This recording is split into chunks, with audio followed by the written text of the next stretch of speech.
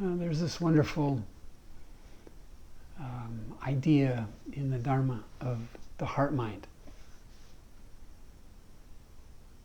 The heart-mind. So let's start there. Imagine that your mind is this, this light, and your heart is this love.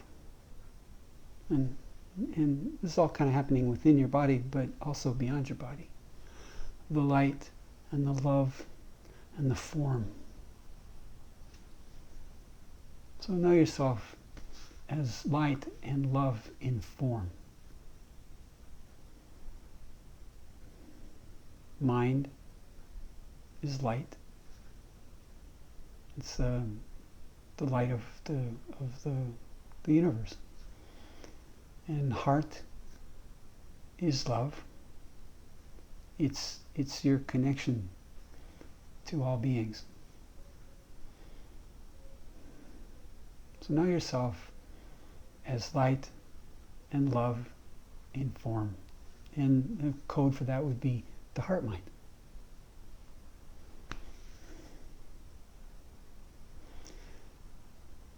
And in that space, let yourself imagine that you are a primal person.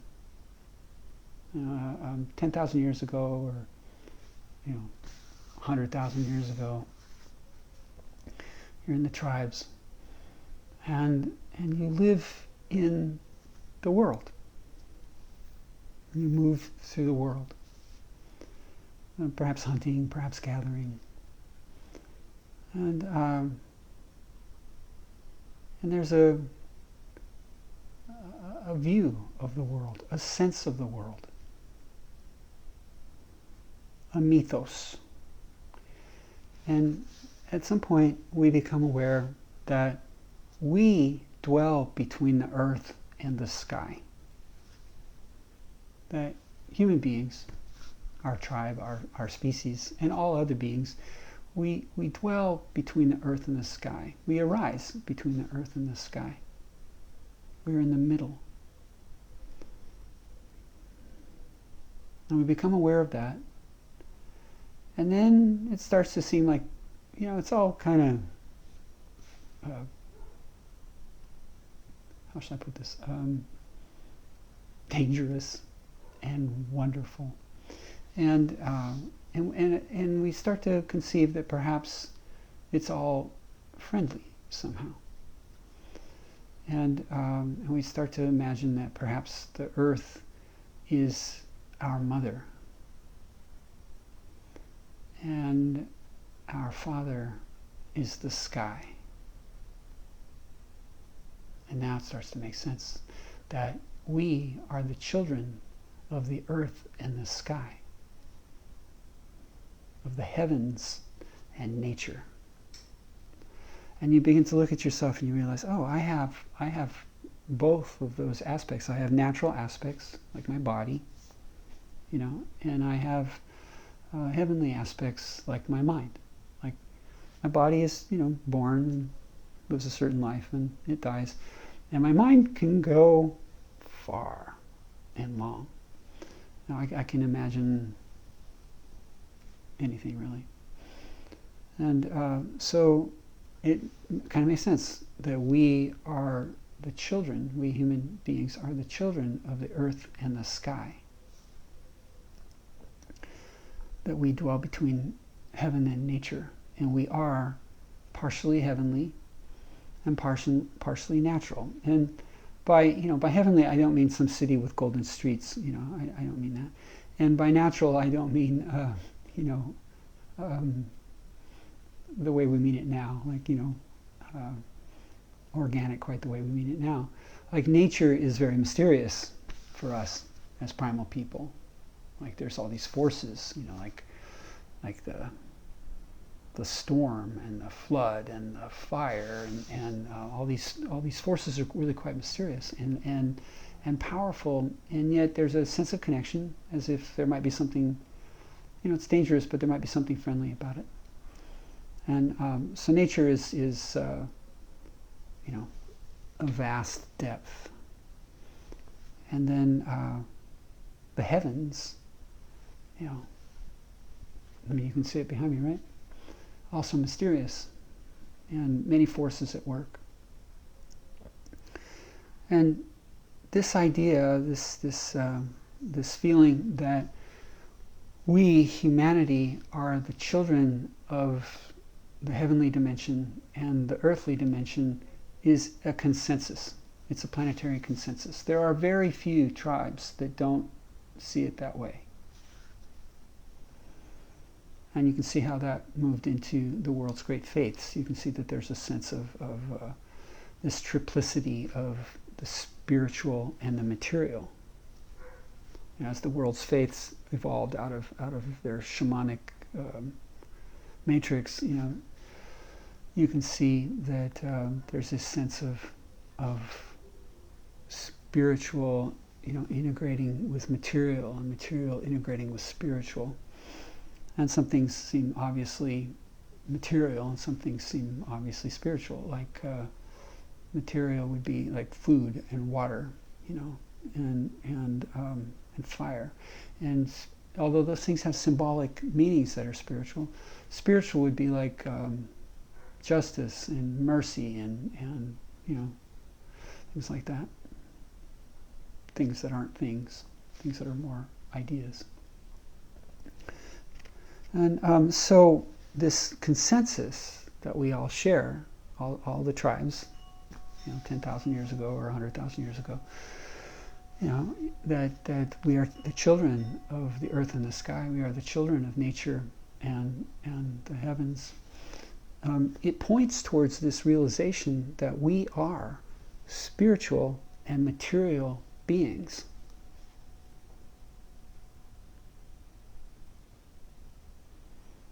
This is the wisdom that humanity, all beings, all things are spiritual and material. And a human being actually materializes spirituality, like my soul comes into form. And a human being also spiritualizes materiality. My form is lifted into soul. Like you can take a thing like this, you know, it's clearly material, and yet it's also a symbol. So it's also clearly spiritual. And when we meet another person, that's what we're encountering. We're encountering spirit in matter. So take a moment and appreciate the genius of this. That some bright boy, some bright girl, some shaman, you know, had this insight that behind the apparent chaos of things, there is a deeper order. You know, and that there's there's this and this and this and the 10,000 things that, you know, humans have to deal with. There's this unity and wholeness of which we are a part. And that sense is what gave us the peace to not be in you know, panic and despair all the time. That we can be friends with the universe. We are related to the universe.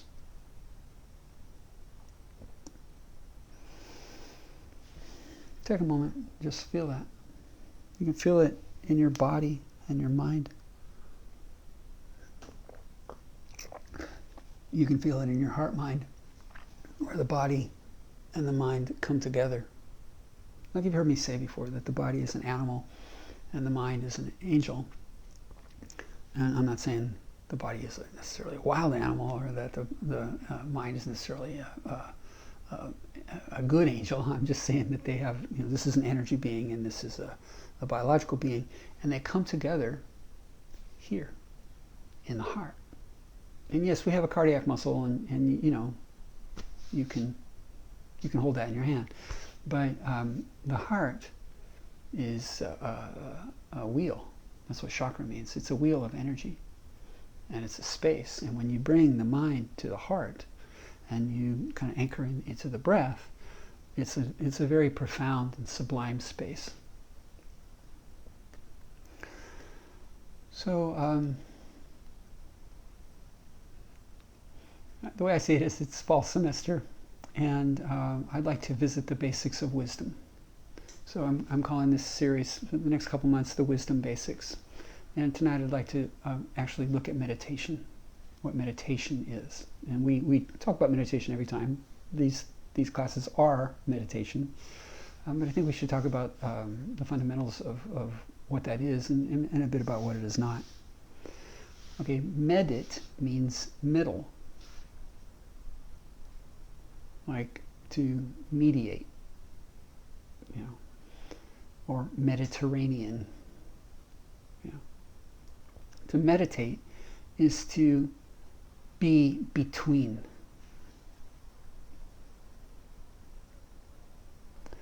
Between what, you might ask? Between spirit and matter. Like we get lost in matter.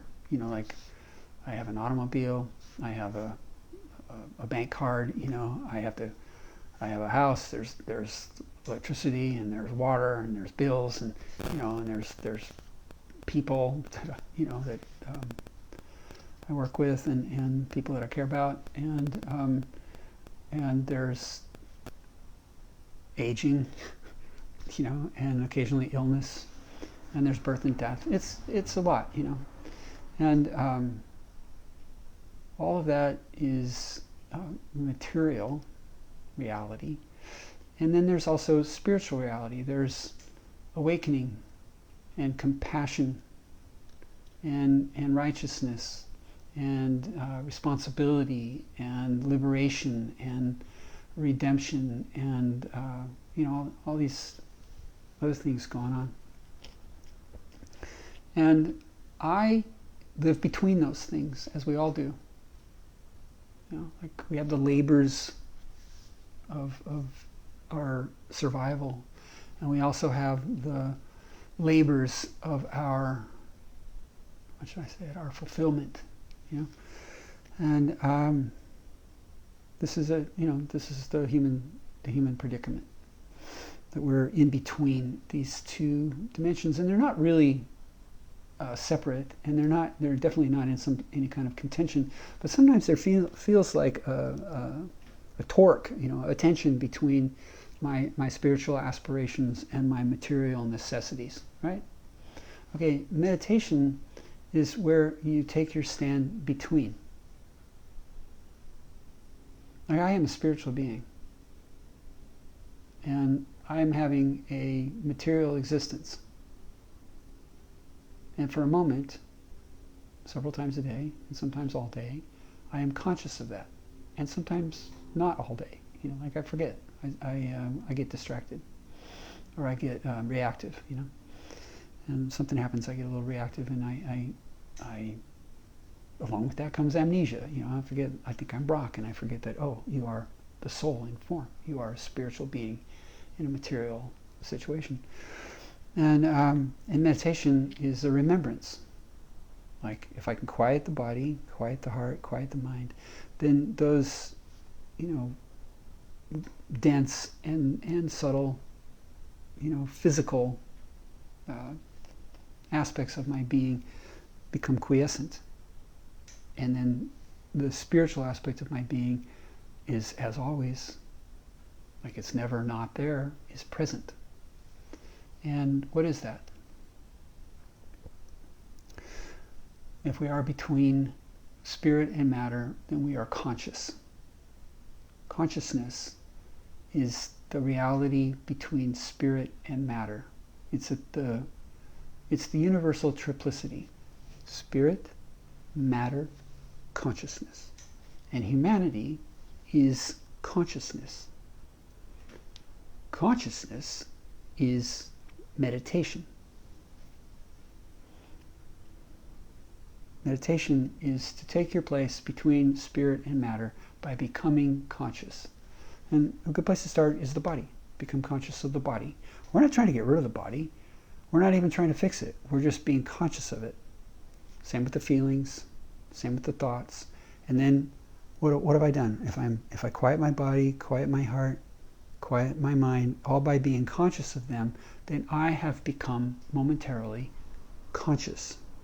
And if I can detach from my body, my heart, and my mind, and become conscious of my consciousness, then I am awake. Because consciousness is not entirely material. It's largely spiritual.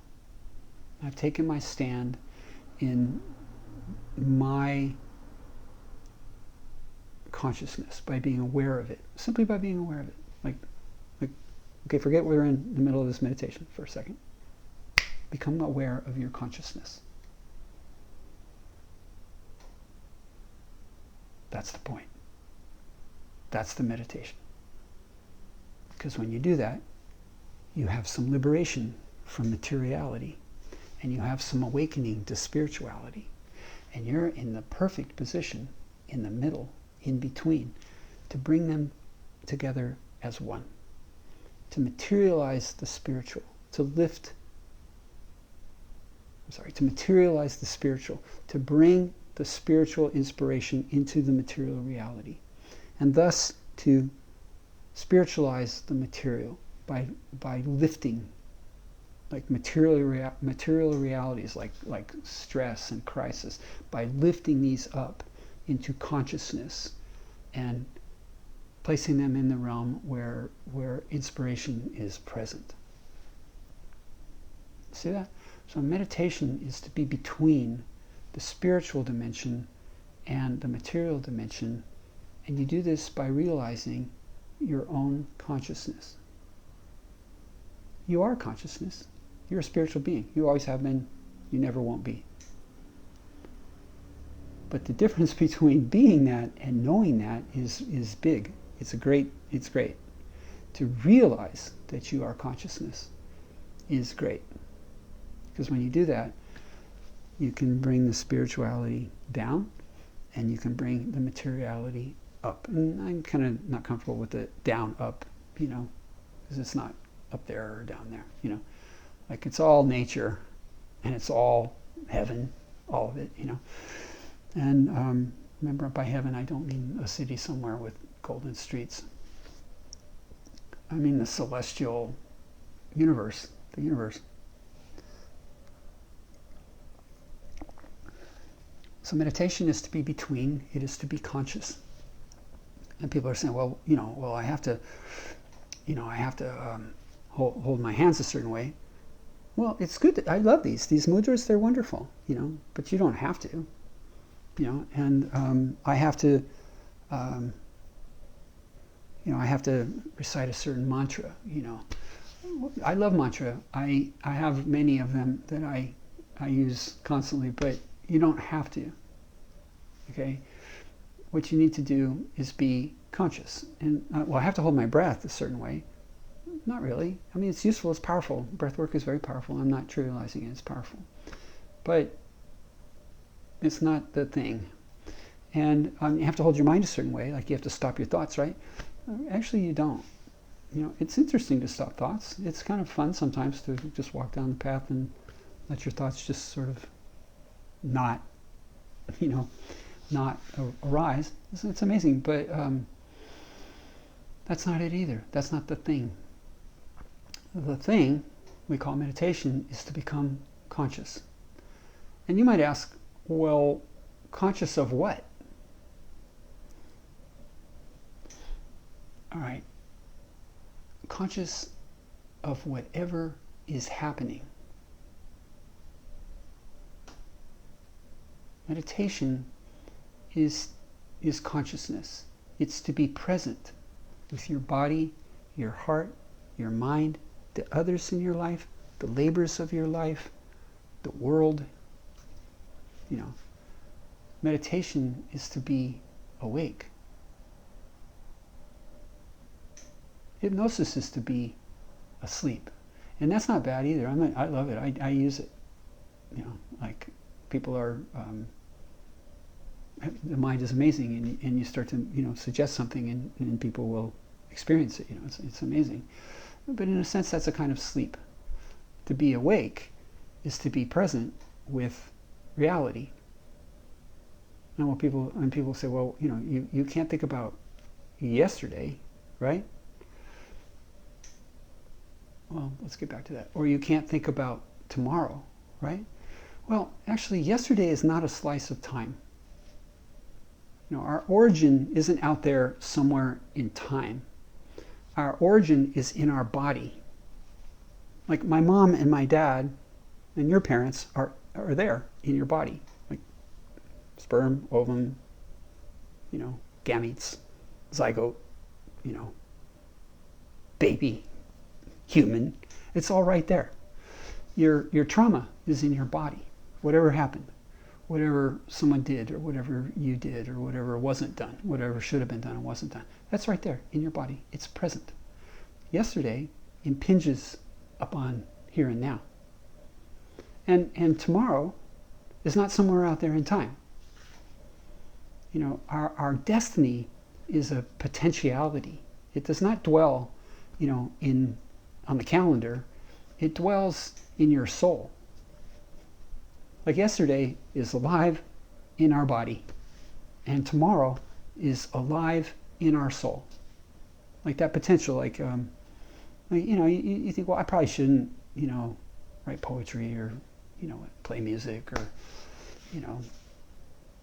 go on a journey or something like that. I probably shouldn't, but it bothers you, doesn't it? It just keeps kind of coming up, like, wow, I keep, poetry keeps coming, or music keeps coming, or that wander, that wish to wander, it just keeps arising. All right, that isn't on the calendar,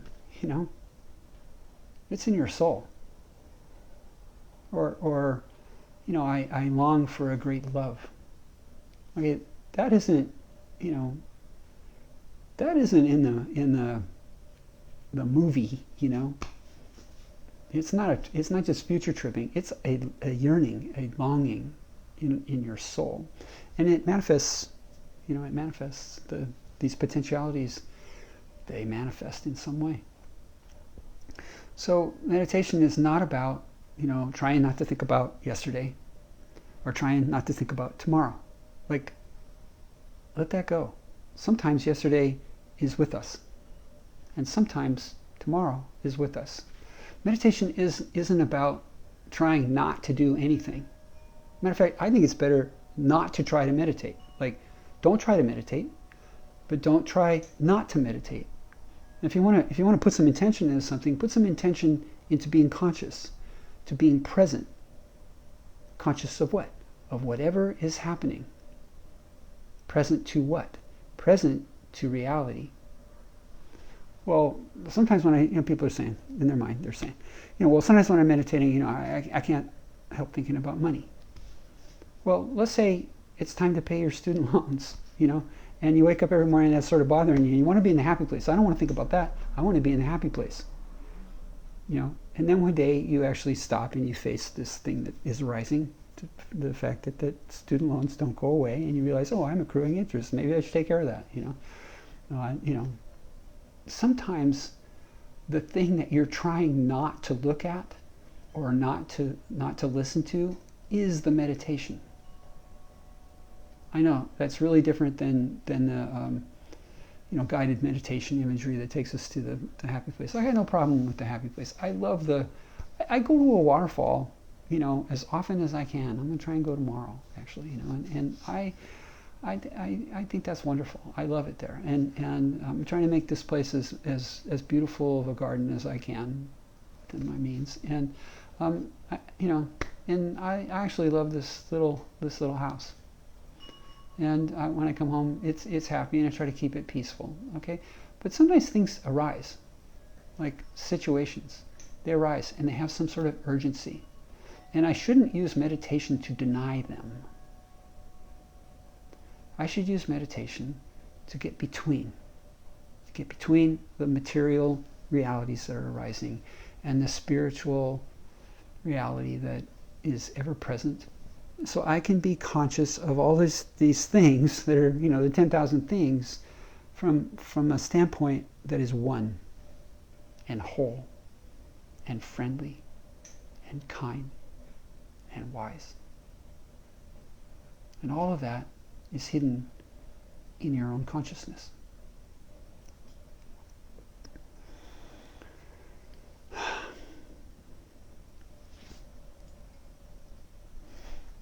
Now I know that's a lot. I have a friend who is a Zen nun. For some reason you don't call her a nun, you call her a monk, which is this very wise woman. And sometimes, we would get together and we talk about this idea that people have that you have to stop your thoughts. Like 5 minutes before the meditation, she's explaining to the people, this is a Zen person, she's explaining to the people, you don't have to stop your thoughts. Just be present with your thoughts. And I'm telling people, you don't have to fix your feelings. Just be conscious of your feelings. And 5 minutes after the meditation, people are saying, I couldn't do the meditation because I couldn't fix my feelings. I couldn't stop my thoughts. You don't have to fix your feelings. You don't have to stop your thoughts. It's a successful meditation if you're conscious of whatever is happening. If you have a moment in your life of being present to reality, it's great. Okay, I'm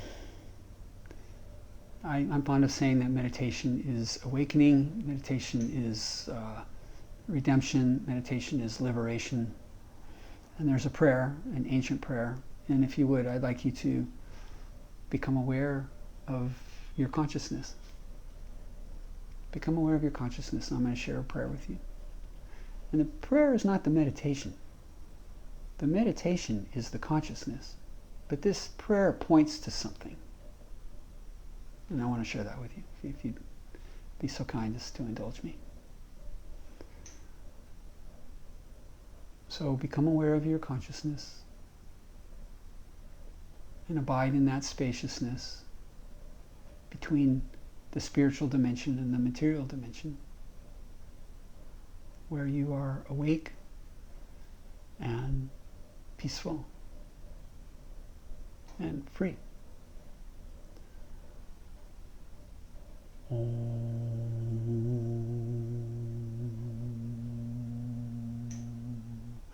Asatoma satgamaya tamasoma jyotirgamaya mritorma mritam gamaya.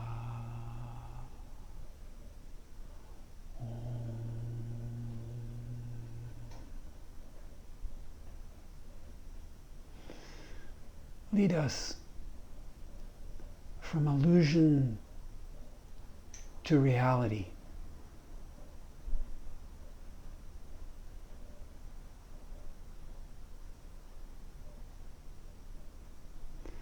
Lead us from darkness to light.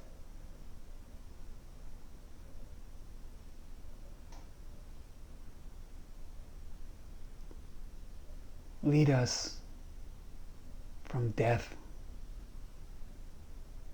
to that which does not die.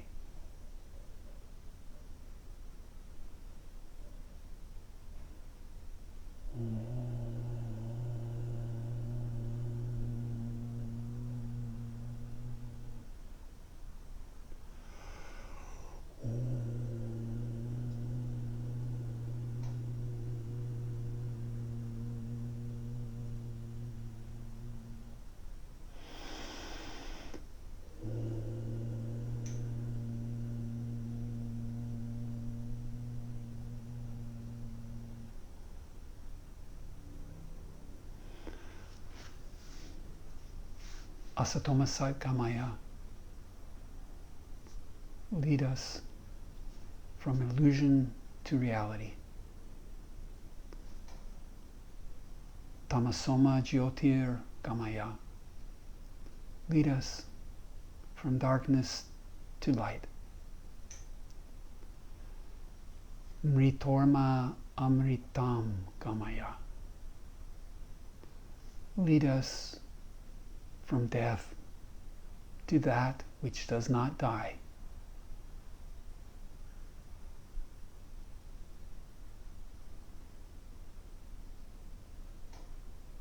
Let the body be quiet.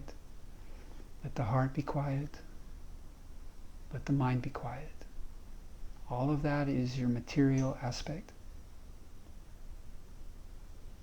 Become aware of your consciousness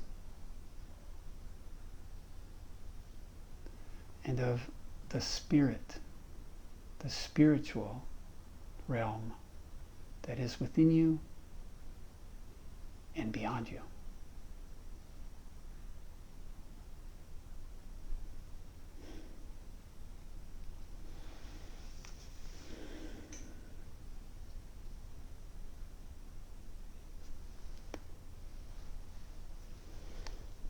Blessings, my dear friends. Blessings on your pathway.